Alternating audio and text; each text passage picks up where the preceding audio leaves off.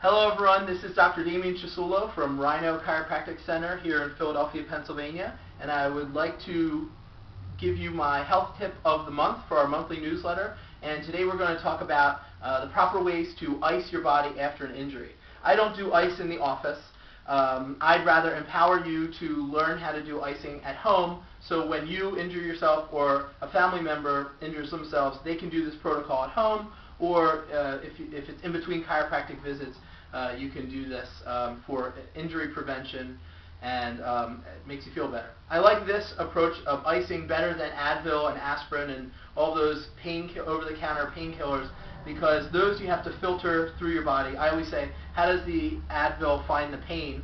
It doesn't. It has to filter through your liver and through your bloodstream and release its chemicals in your body. So icing is a natural way to have a better effect, I believe. I've had much greater success with stuff like this.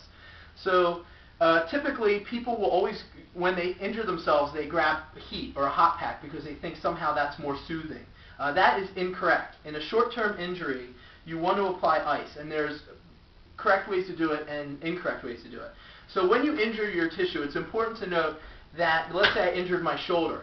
Any injury in the body, some similar things happen every time.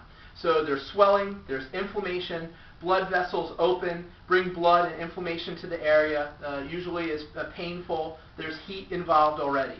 When you bring a hot pack to the situation, you're further opening the blood vessels, bringing more inflammation to the area, and let's say accelerating that problem, so it feels worse.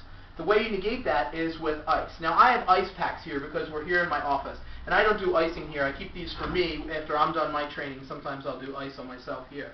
My favorite actually is ice in a Ziploc bag, and frozen peas and frozen corn work well also.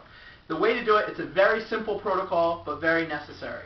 The way you do it, so if I was going to ice my shoulder, if I hurt this part of my shoulder, you want to put some ice on it, and the time is really the specific aspect. You want to do about 15 to 20 minutes, no longer than 20 minutes, and you want to do that, I always say, every hour is good. So if you're at home relaxing at the end of the night, 7 o'clock, 7 to 7:20, 8 to 8:20, at the end of each 20-minute cycle, go put your ice back in the freezer, go do your thing or continue relaxing, and then come back and hit it again.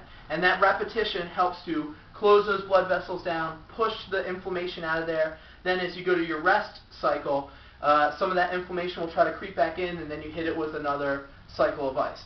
And it's important to note here, the only thing you can mess up doing this protocol is to leave it on too long. So don't fall asleep with the ice pack on there, and don't leave it on thinking more is better. The cycle is what's important here. So 15 to 20 minutes, and you'll have great success in managing you and your family's little injuries. As far as chronic situations and long-term things, that's more of a case for heat, and we can talk about that in another time. But far and away, the greatest homework you can do if you tweak your body is to put some ice on it. So again, thanks for joining me. Dr. Damien Chisulo, Rhino Chiropractic Center. You can visit us on the web at rhinochiro.com. Thanks, and be seeing you soon.